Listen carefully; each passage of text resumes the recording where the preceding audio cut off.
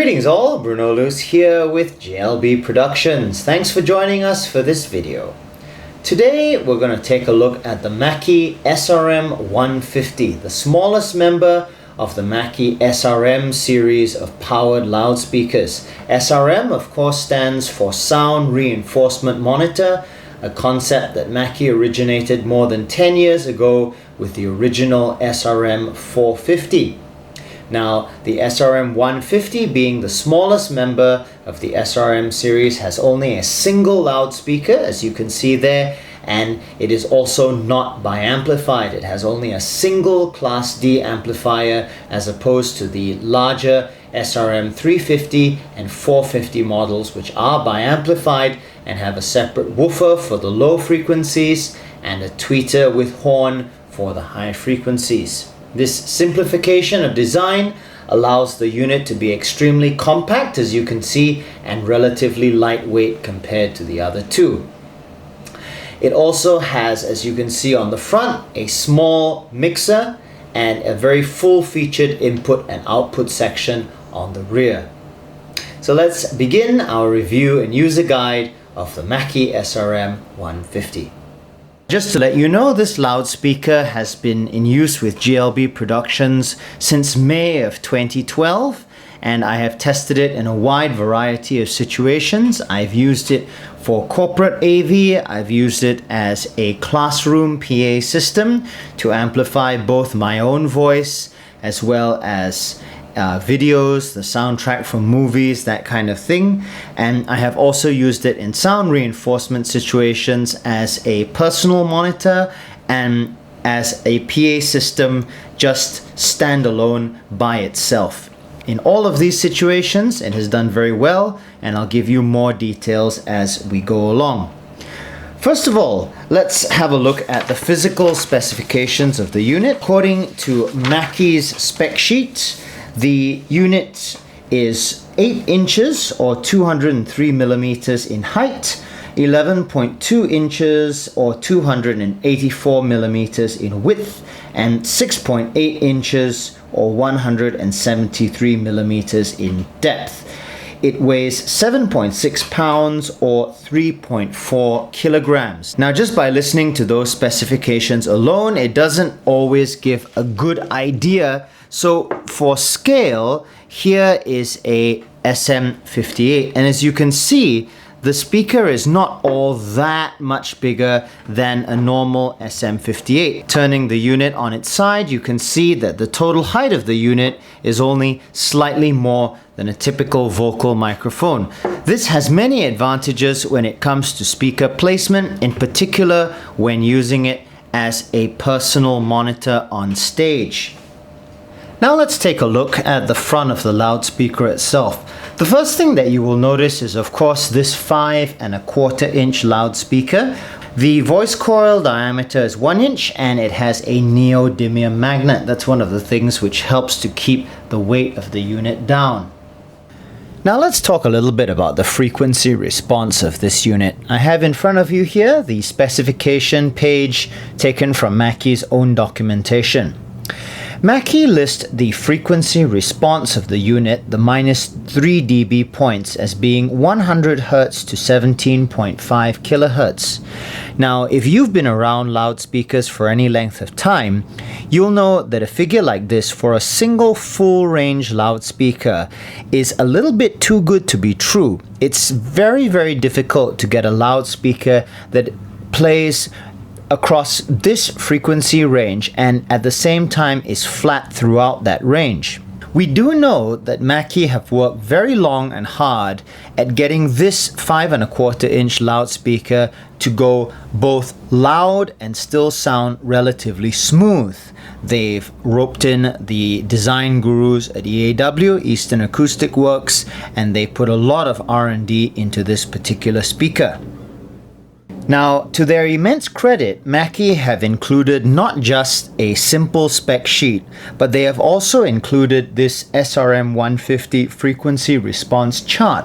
Looking at this chart is very instructive, and it reveals many things that are hidden by a simple frequency response set of figures. First of all, you can see quite clearly that the frequency response of this loudspeaker is, shall we say, lumpy. In other words, it's not smooth.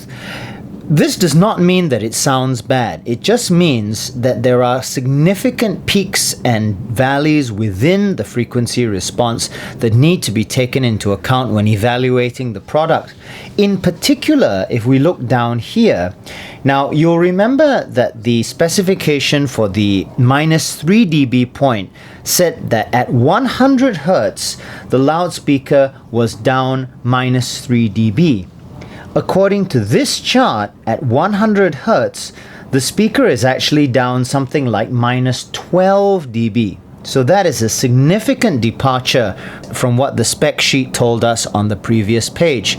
Personally, I'm more inclined to believe this chart than the simple figures that I quoted to you earlier. The other thing that this reveals is that in the low and low mid-range area, there is not very much. The speaker begins to roll off from about 600 Hertz, and as you can see, there is a significantly steeper roll off below 200 Hertz. Once again, it does not mean that this speaker sounds bad, it just means that it's not going to move a lot of air. That's just how it is with small cone drivers. The loudspeaker has a peak just above 1 kilohertz, another peak just above 5 kilohertz, after which it rolls off fairly rapidly to 20 kilohertz, at which point you can see it does indeed appear to be 10 dB down. What this means is that this speaker system is going to sound somewhat MIDI. There is a limited amount of high frequency and a limited amount of low frequency. It's perfectly okay for reproduction of voice as well as general multimedia work and playback, but as you'll hear later, when we try it with an acoustic guitar, it doesn't really sound flat. And this is something which you could try and compensate for using the EQ, but personally, I would just accept that this particular loudspeaker system sounds somewhat MIDI, maybe a little bit honky as well. The other thing that I'd like to discuss while we're looking at the specification sheet is the ratings for the power amplifier. This system is called the SRM150, the implication being that it has 150 watts of power. But we need to be careful how those watts are measured. As you can see here, the rated power for the amplifier is 100 watts. But we're not told what measurement system has been used for this. Is it 100 watts RMS? If not, what sort of measurement are we looking at here? We are told that the maximum power is 150 watts peak. Now, the use of the word maximum and the use of the word peak, in my opinion, is dangerously close to the phrase peak maximum power output, which, as you know, is something that marketing departments use to try and increase their figures purely in order to sell loudspeakers. You see the figure PMPO on all manner of boomboxes and hi-fi systems that advertise a grossly overinflated power figure for their amplifiers. So the fact of the matter is that we don't really know how much power this loudspeaker system has. If you want to be safe, take the quoted maximum power and divide it by a figure of 2. So we're probably looking at between 75 and 100 watts RMS for this speaker system. Does this matter in the real world? The answer is not really. It still goes plenty loud and it still sounds quite good while it's doing that. It just would be nice if Mackie was a little bit more transparent when it comes to their specification sheets. Next, we're going to have a look at the front panel of the unit. The first thing that you should take note of is this blue power light, which when you activate the power switch on the back panel turns on. It's nice and bright so that you can see the unit is on. In order to demonstrate the way in which the speaker sounds, I'm going to plug in a microphone to let's use input 2 just for fun. and I'm going to be using a normal SM58, and the microphone that is picking up both my voice as well as the loudspeaker is my trusty Bayer Dynamic MCE72. It's located 1 meter from the loudspeaker on axis with it. Of course, no listening test on YouTube is perfect, but this will at least give you a little bit of idea as to how the loudspeaker sounds compared to my voice acoustically. So, first of all, let's set our level control to 12 o'clock, and I'll slowly turn up the control here. Check 1 2 2 2 2 1 2. Check 1 2. All right, we've got a comfortable level there. So going from the top of the panel down, you can see that you have a master level control. This controls the output of the entire front panel mixer. There is no mute switch for this or the individual channels. Some people complain about this. Frankly, I think that there's really no space on the front panel. It's already crowded enough as it is. Below that, you have a switch for 48 volt phantom power, and below that you have an instrument level switch for channel 1, this channel here. When you press that in, it converts the input from a 20 kilo ohm impedance to a 1 mega ohm impedance. This allows you to use passive instruments such as guitars equipped with a magnetic sound hole pickup with no other form of onboard amplification. As you can see on the front panel, you have 3 sets of inputs. You have 2 Neutrik combo connectors which can accept either XLR or quarter-inch balanced or unbalanced connections, and on the right you have a pair of RCA inputs. Of particular interest is the EQ section. Now you have a 3-band fixed EQ on the right side, as you can see here. The high is set to 12 kilohertz and you have plus minus 15 dB, so I'll let you hear that. Check 1 2. So this is the highs rolled off. Check 1 2, check 1 2, and then the highs boosted. Because you have only a single loudspeaker, it gets bright, but it does not really get harsh. Because the speaker naturally rolls off the highs, you don't have that really hard sounding tone that you would normally get from a compression driver. The mid is set at Mackie's standard 2.5 kilohertz, so let you hear that. This is cutting the mids. Check 1 2, check 1 2. Mids cut all the way, mids flat, and mids boosted. We might get a little bit of feedback. Check 1 2. Check 1 2, check 1 2. Again, notice that because it is a single full range driver, you don't have the same effect as you would with a two-way system. Finally, you have the lows. Now, unlike most Mackie mixers where the low is at 80 Hz, Mackie have chosen to put the low at 100 Hz, which I think is a very sensible move considering that this tiny speaker struggles to produce much in the way of bass, but as you'll hear, it does a pretty good job. Check 1 2, check 1 2. As you can hear, rolling the lows off does not make a huge amount of difference. Now what about when we boost the lows?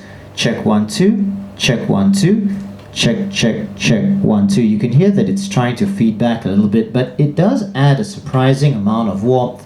Obviously, you're not going to get a huge amount of bass out of something like this, and that's not its stated purpose. When I'm using a SM58 like the one that I'm using now, I might do an EQ a little bit like this, just to give a little bit more presence to the voice. I'll usually leave the highs alone simply because there's not really all that much up there at 12 kilohertz with a single driver. Set the Mac to flat again. One thing that's worth noting about the Mackie SRM150 is the quality of the construction. As you can see, what I'm going to do is I'm going to press on this knob fairly hard. Now, as you can see, none of the other knobs are moving at all. This indicates a good level of stiffness behind this panel. The other thing is, if you can see the screw here, as well as the screws around the connectors, Mackie has put a great deal of thought into how to construct this. Once again, if I really press on this, you can see that nothing is flexing. And the reason for this is that all of these are supported behind. They're not just bolted to a circuit board and allowed to poke through the front panel with nothing supporting them behind. And I think that you will find that if you use this, you'll get many years of good service out of it. Now let's take a look at the back panel. You're hearing my voice acoustically again, by the way. I'm no longer using the microphone plugged in the front. The first thing that you'll see is this very impressive finned aluminium heatsink that comprises the entire back panel and allows the unit to be convection cooled. The rest of the unit is polypropylene, the same as the other members of the SRM series. On the back panel itself, going from left to right, you have an IEC power connector. This is the non-locking variety. So if somebody trips over your power cable, it will come out, but at the same time, it won't drag the whole unit along with it. You then have a 3 amp fuse, a rocker switch for the power, and then an input and an output connector. Here you have a male XLR, which is labeled through. The reason it's called through and not output is that whatever goes in here gets routed to both the loudspeaker and it comes out here as well. That allows you to use the unit to daisy chain signals in the event that you're using it as a fill loudspeaker or even as a stage monitor. So what goes in here comes out here, hence the word through. Next to this, you have a line mic selector switch with a switch in the up position. This is a normal line level output. With it in the down position, it inserts a 30 dB pad, allowing you to connect this to the microphone input of a mixer or other device. Right here, you have a main in. This particular input is line level only, and as you can see, it is also a combo connector, which allows you to use balanced or unbalanced jack or XLR connectors. It is a non-locking connector, so be aware once again that if the connector or cord is pulled, it will come straight out. Now I'd like to talk a little bit about the ergonomics of the unit as well as some of the supplied accessories. The first thing that I'd like to mention is this carry handle that is located on the top. A couple of good points about this is that the handle itself is actually made of metal. The body here is polypropylene, but the handle itself is metal. This does a lot to give it long lifespan and protect it from snapping off if it's abused. The handle itself, as you can see, is not very deep at all. It's just deep enough to get the first joint of your fingers in. If I turn the speaker, you can see that it's a very shallow handle. However, this is quite enough to pick the unit up considering it's relatively lightweight. So generally, a very good handle. If your hands are wet or cold or icy, it's also possible to put your hand in the back and wrap your thumb around the front to get a really firm grip on the speaker itself. The other good thing about the handle is that it allows you to adjust the unit easily when it's located on a stand. Now, speaking of stands, the simplest application or the simplest way to deploy this speaker is simply to place it on the surface of a table. If you look, you'll notice that the speaker is designed such that the case aims the speaker slightly upwards. This is very useful, I have found, in classroom situations because it actually helps to disperse the sound throughout the room rather than just blasting the front row.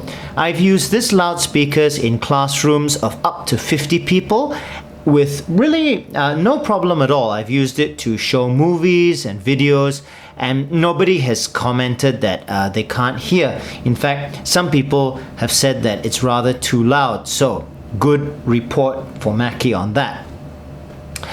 On the bottom of the unit, you can see there is this rather interesting star-shaped connector there. Now this is for use with the first of the supplied accessories, which is this, which is referred to by Mackie as their microphone stand adapter.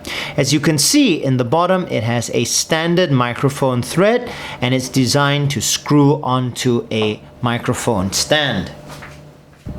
Just to demonstrate how this would work in practice, you can see here I've got a desk stand. You would take the stand adapter and screw it on there.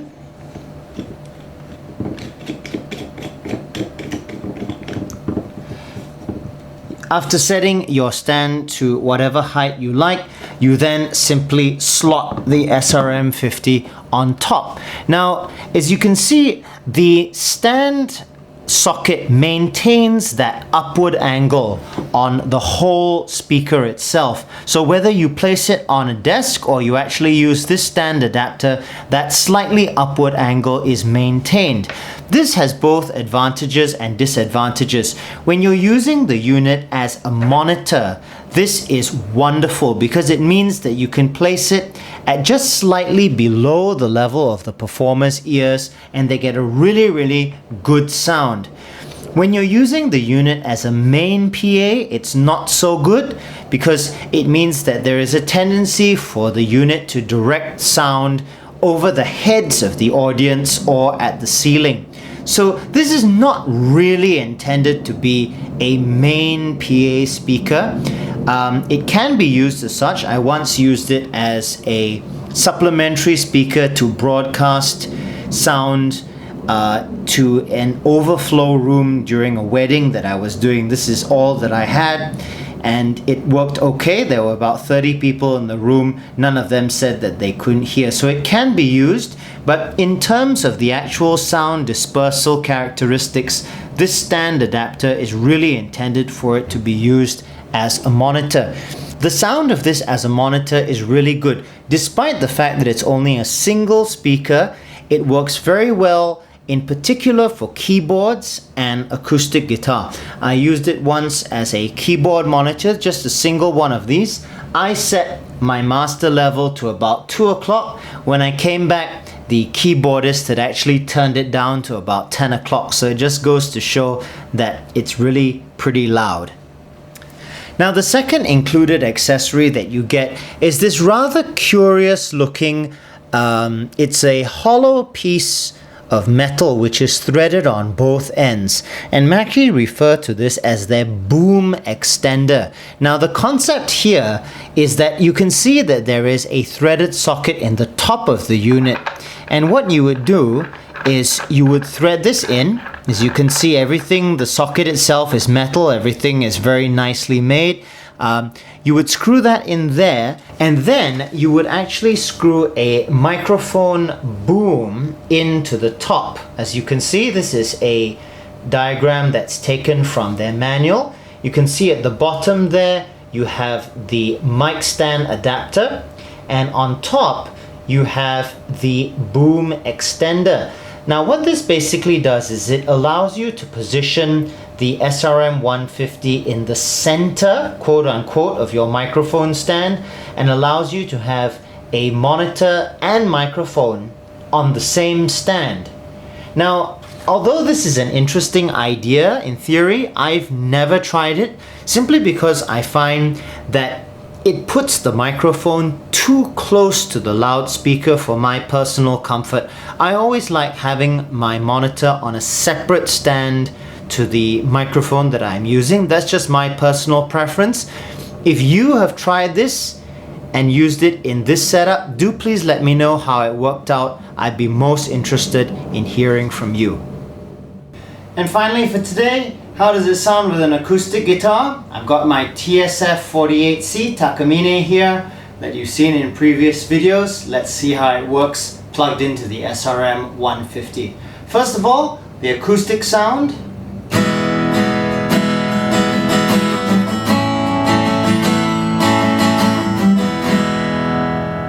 Alright, so what I've done now is I've connected this to the first input. My master is set at 12 o'clock and I will play and slowly turn up the first control. Sorry, I'm working a little bit blind here, so you'll have to forgive me. Oh, before I forget, EQ on the guitar is completely flat. Cool tube feature is turned off. Volume on the guitar is set to full.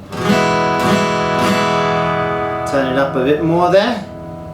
This is one of the problems if you use this as a front of house speaker, in the sense that the controls are away from you. It's really best used as a monitor.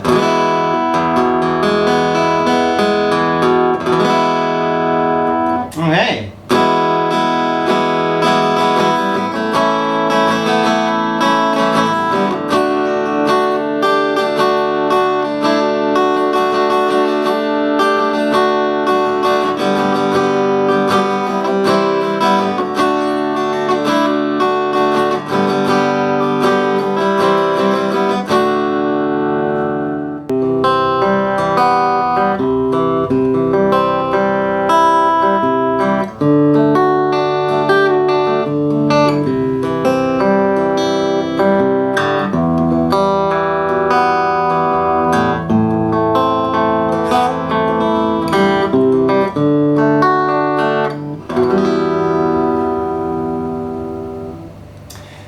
Not bad. So that's my review of the Mackie SRM150 powered loudspeaker. Thank you very much for watching. If you've got questions or comments, do feel free to leave them in the comment section below the video. This is Bruno Luce for GLB Productions. Until the next video, take care and I'll see you soon.